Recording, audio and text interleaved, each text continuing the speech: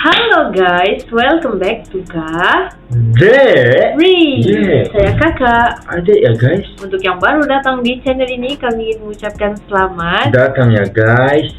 Sebelum itu Kakak ingin mengucapkan terima kasih karena kalian sudah hadir dan menonton reaction ini. Jadi kali ini kita akan menonton video dari channel Sepulang Sekolah ya guys.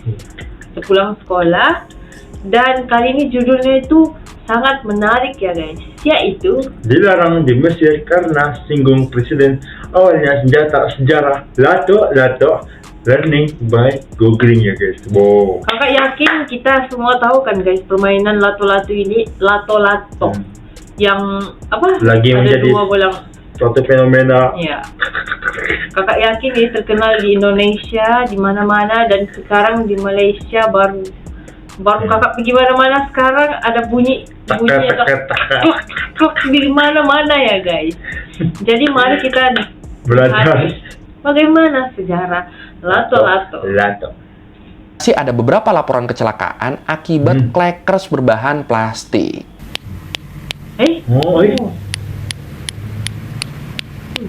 Tapi sejujurnya jadi penasaran gue, siapa ya yang pertama ngasih nama mainan ini di Mesir?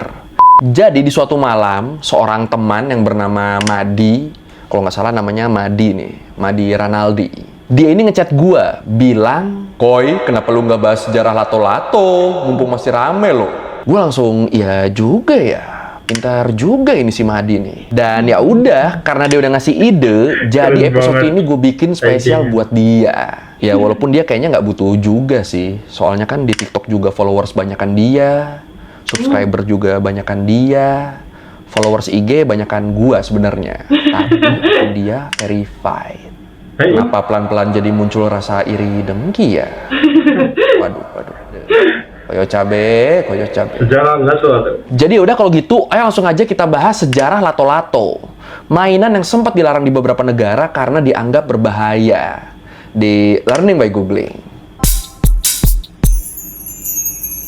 Oke, buat lu sekarang yang mungkin udah umur 20-30 tahunan, mungkin lu udah nggak asing ya sama mainan lato-lato ini. Karena emang mainan ini sempat populer di Indonesia dulu. Dan kalau menurut kata data, sebelum populer sekarang, lato-lato ini, atau ada juga yang nyebutnya nok-nok atau tok-tok, dia ini diperkirakan mulai masuk ke Indonesia di tahun 70-an. Dan terus mainan ini jadi makin populer di kalangan anak-anak Indonesia di tahun 90-an. Ya mungkin di sini ada yang zaman SD-nya dulu sempat main lato-lato juga. Silahkan komen. Tapi setelah booming di tahun 90-an, abis itu pelan-pelan popularitas lato-lato ini turun. Kegeser sama makin banyaknya mainan lain. Ditambah lagi sama perkembangan teknologi juga kan. Yang bikin mainan akhirnya bentuknya tuh nggak cuma mainan fisik, tapi juga jadi banyak game-game digital yang akhirnya bikin mainan kayak lato-lato ini tenggelam. Sekarang setelah lama nggak kedengeran, tiba-tiba lato-lato ini jadi populer lagi nih. Kenapa bisa gitu? Kalau menurut Ihsan Rosyid Mujahidul Anwari, dosen ilmu sejarah di Universitas Airlangga Surabaya, beliau bilang alasan kenapa lato-lato ini bisa populer itu nggak lain karena kita, manusia, itu adalah Homo ludens. Apa tuh Homo ludens? Ya secara harfiah, Homo ludens itu artinya makhluk yang suka bermain. Iya, jadi manusia emang punya jati diri, emang punya insting buat bermain. Jadi manusia tuh emang suka nyari kesenangan. Dan ya biasanya di setiap era, di setiap zaman selalu ada kan tuh tren mainannya masing-masing. Contohnya deh nih, dulu kita baru bisa dibilang main kalau kita keluar rumah. Kalau kita ketemu temen dan main bareng-bareng di luar. Mau itu main kelereng, main bola, cing sumput, cing benteng, ya banyak lah. Tapi waktu eranya rental PS sama warnet naik, ya akhirnya trennya beralih lagi. Beralih ke game-game di PS atau di internet. Dan di situ namanya main udah nggak perlu nguras fisik lagi tuh. Cukup duduk juga udah bisa dapat kesenangan dari bermain. Nah, kebetulan kali ini lato-lato dinilai menyenangkan buat dimainin sama banyak orang. Makanya nggak heran kalau akhirnya lato-lato bisa jadi ngetren lagi. Dan masih menurut Bapak Ihsan tadi, penyebaran informasi lewat media juga punya peran besar yang bikin lato-lato jadi ngetren lagi. Benar. Ya, video di bagus sih ini trennya emang menurut gua ya. Ya, kapan coba terakhir kita lihat mainan fisik dan tradisional begini jadi viral? Bener guys. Bener juga. Kapan ya sebelum ini? Iya guys, benar-benar juga ya. Ini bisa rakatan hubungan. Selama ini kan anak-anak selalu bermain dari handphone. Teknologi ya. Ya benar. Kurang bermain. Secara Ya. bersemuka. Champagne dulu. Wih.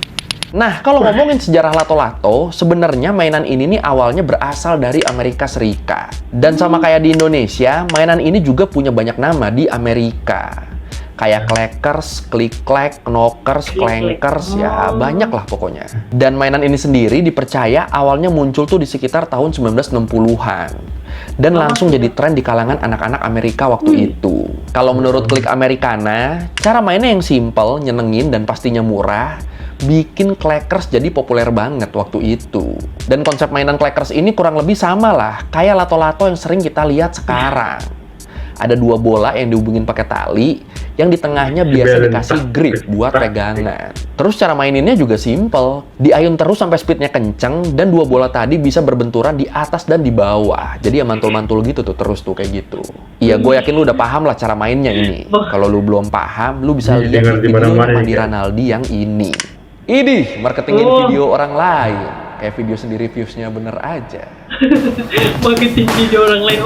Oh ini dia. Macam Dan sebenarnya yang ngebedain juga. Clackers di Amerika waktu itu sama lato-lato yang ngetren sekarang itu cuma bahan bolanya. Jadi, kalau menurut Groovy History, awalnya bola-bola Clackers itu dibikin dari bahan kaca. Di sini bunyi benturan dari kaca yang klak klak klak klak klak klak klak klak klak klak klak klak klak klak klak klak.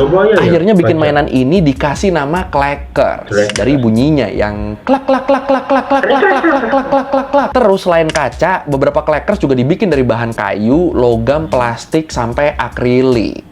Jadi emang ada beberapa varian gitu ya. Dan gak cuma jadi sekedar mainan, popularitas Clackers bahkan sampai bikin dia ada kompetisi level dunianya. Kalau menurut kata data, kompetisi internasional Clackers sempat diadain di desa Calcinatella, Italia. Di desa itu, para pemain Clackers dari berbagai negara kayak Belanda, Belgia, Swiss, Inggris, sampai Kanada, mereka di sana saling berkompetisi nunjukin skill Clackers mereka. Kebayang suaranya ini ya, di kanan kiri kita, depan belakang semuanya bunyi klak klak klak klak klak klak klak klak klak klak klak. Nah, yang menarik nih, masih menurut Groovy History, mainan Clackers ini tuh punya desain yang mirip sama boleadoras atau bolas. Senjata tradisional orang-orang Gaucho. Siapa tuh orang Gaucho? Orang Gaucho itu simpelnya adalah suku tradisionalnya Argentina sama Uruguay. Nah, senjata mereka yang namanya bolas itu, yang mirip sama Clackers itu, biasanya itu dipakai buat berburu binatang. Ya, dari bentuknya sih emang mirip banget ya. Batu yang diikat pakai tali dan ujungnya tengahnya dijadiin pegangan. Walaupun yang senjata mungkin talinya bakal lebih panjang nih. Buat senjata binatang. Tapi walaupun Clackers sama senjata bolas ini fungsinya jelas beda. Kalau Clackers jelas mainan, kalau bolas udah jelas senjata. Tapi ternyata tetap Clackers ini sempat dilarang beredar di Amerika karena dianggap membahayakan. Kok bisa? Jadi, waktu Clackers lagi booming-boomingnya di Amerika, ada beberapa kasus cedera yang diakibatkan sama Clackers. Karena ya, kayak yang kita bahas sebelumnya, Clackers waktu itu kan umumnya tuh terbuat dari bahan kaca. Dan mainin Clackers, caranya kan ya dengan ngebenturin 2 bola ya. 2 bola yang bahannya dari kaca. Dan bener aja, setelah jadi tren di Amerika, beberapa anak dilaporkan jadi korban mainan Clackers. Beberapa dari anak-anak ini ngalamin cedera mata gara-gara serpihan kaca Clackers yang pecah waktu dimainin. Dan masih menurut Groovy History, kecelakaan-kecelakaan ini sempat bikin beberapa produsen ngeganti bola kaca jadi yang berbahan plastik. Yang walaupun diklaim lebih aman, tapi ternyata tetap aja masih ada beberapa laporan kecelakaan akibat Clackers berbahan plastik. Jadi di sini awalnya bahannya kaca, terus banyak kecelakaan diganti bahannya plastik. Ternyata tetap ada kecelakaan-kecelakaan. Nah, karena ternyata walaupun udah diganti bahannya tapi tetap berbahaya, akhirnya di sini FDA, BPOM-nya Amerika, dan beberapa organisasi kayak Society for the Prevention of Blindness, masyarakat mencegah kebutaan, mereka nih sampai ngeluarin peringatan berskala nasional terkait mainan Clackers ini. Sampai akhirnya di tahun 1970-an, Clackers bener-bener resmi dilarang di Amerika. Dilarang sampai sekarang. Dan dalam perkembangannya ternyata nggak cuma Amerika.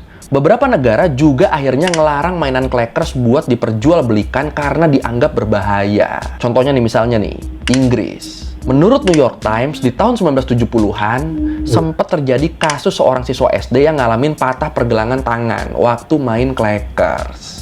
Langsunglah dilarang clackers di Inggris gara-gara itu. Terus Inggris juga ngelarang clackers karena dianggap berpotensi membahayakan kalau sampai pecah.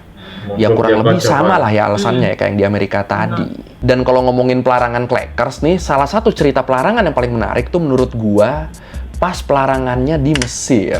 Di Mesir ini clackers tuh dilarang bukan karena membahayakan fisik, tapi karena membahayakan nama baik pemimpin Mesir waktu itu, Abdel Fattah al-Sisi. Apa hubungannya sama pemimpin Mesir? Jadi di tahun 2017, mainan clackers atau lato-lato ini tuh dijual di Mesir dengan nama Sisi's Balls. Bolanya Sisi. Bolanya Presiden Sisi. Ya, lu tau lah ya di sini bola maksudnya apa ya, Pici. Nah, karena mainan ini makin populer di sana, akhirnya mainan ini nih dianggap melecehkan nama Presiden Mesir waktu itu. Sampai-sampai nih, kalau menurut Groovy History, pemerintah Mesir waktu itu sampai melakukan penyitaan ke lebih dari 1.000 mainan lato-lato. Dan gak cuma nyita mainannya, pemerintah juga sampai nangkap 41 pemilik toko mainan. Karena ngejual lato-lato ini, karena ngejual clackers ini. Atau kalau yang di Mesir tadi, ya namanya itulah. Dan ya udah, akhirnya dari situ pemerintah Mesir ngelarang peredaran mainan ini dengan alasan keamanan. Bisa gitu ya.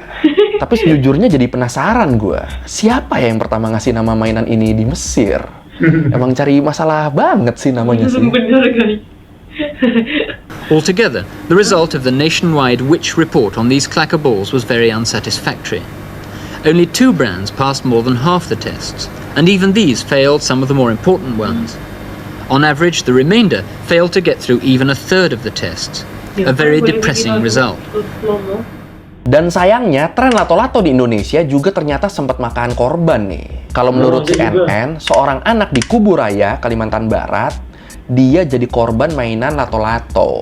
Jadi si anak ini matanya tuh nggak sengaja kena serpihan bola lato-lato yang pecah waktu lagi dia mainin. Dan selain kasus itu, menurut Detik Health, ada juga bocah usia 5 tahun di Sukabumi yang jadi korban. Si bocah di Sukabumi ini nggak sengaja kepukul di bagian bibirnya waktu ada temennya yang main lato-lato. Aduh, emang tetap perlu pengawasan ya ternyata ya. Tapi lato-lato ini ada manfaatnya nggak sih? Pasti ada ya. Nah ini, walaupun ada beberapa laporan soal kecelakaan gara-gara lato-lato, tapi ternyata main lato-lato ini tuh nggak sepenuhnya buruk. Malah ada beberapa manfaat yang bisa didapetin dari main lato-lato ini. Kalau menurut Dr. Benny Herlianto, spesialis anak di National Hospital Surabaya, dia bilang main lato-lato tuh pada dasarnya ngelatih motorik anak, khususnya motorik halus. Jadi, main lato-lato kalau menurut Dr. Benny itu kan butuh fokus dan koordinasi yang baik ya antara mata sama tangan. Jadi intinya ngelatih motorik halus lah inilah. Dan dari sinilah motorik halus kita terlatih. Nah, motorik halus yang terlatih ini nantinya bisa berdampak ke perkembangan kecerdasan si anak. Terus selain manfaat itu, main lato-lato juga secara nggak langsung bisa numbuhin sikap pantang menyerah dan ningkatin kesabaran. Karena kan si anak dituntut buat bisa mempertahankan pantulan lato-latonya selama mungkin ya. Oh ya benar. Ya juga ya. Dan ya kalau gue pribadi sih, main apapun selama nggak berlebihan, nggak bikin lupa waktu dan bisa diambil manfaatnya, ya nggak ada masalah. Tapi kalau menurut lu sendiri gimana? Apakah tren lato-lato ini sekarang lebih banyak manfaatnya atau lebih baik dilarang aja karena ada ancaman bahaya? Silakan komen. Clackers Jojo. Ada kartunya guys. Ini anime. Wih. Jajat bisa ya. Oke, sekian Rembang Googling kali ini tentang sejarah lato-lato. Ternyata cukup panjang ya sejarahnya ya, dan cukup berbahaya loh. Dan jangan lupa karena episode ini idenya Madi Ranaldi, jadi lu bisa tuh main ke IG-nya terus komen di situ. Terima kasih Madi. Ya enggak. Terima kasih Madi. ada tujuan apa-apa sih itu, biar kesel aja orangnya. Kalau lu mau revisi kali gue udah salah, atau lu mau nanya, atau lu mau nambahin yang gak ada di video, bisa lu tulis di komen, kita diskusi di situ kayak biasa. Sekali lagi, thank you, dan nonton jangan lupa like, comment, subscribe. Bye. Woi, bagus banget Wow, ya. ternyata akhirnya dijelasin ya guys, sejarah lato-lato itu gimana. Nah, bila dipikir-pikir guys, sebenarnya ada baiknya juga guys permainan ini, supaya anak-anak itu kurang bermain dengan HP. Dan bisa ngeliatin silaturahmi ya. Oh, ya. Iya. Yang paling bikin lucu itu cara penceritaannya itu ya guys. Kakak sangat suka karena menghibur dan tidak Iya. bosan. Dan penyampaiannya Dari itu kenapa? Penyampaiannya sangat-sangat bagus dan jelas ya guys. Kalian harus pergi ke channel sepulang sekolah untuk nonton fakta-fakta yang lain ya guys. Oke, kalian boleh nonton di channelnya sendiri video-videonya yang lain. Oke guys? Apapun, semoga kalian terhibur dan jangan lupa untuk like, comment, share, subscribe. Assalamualaikum dan thank you yang menonton sehingga Adios. habis.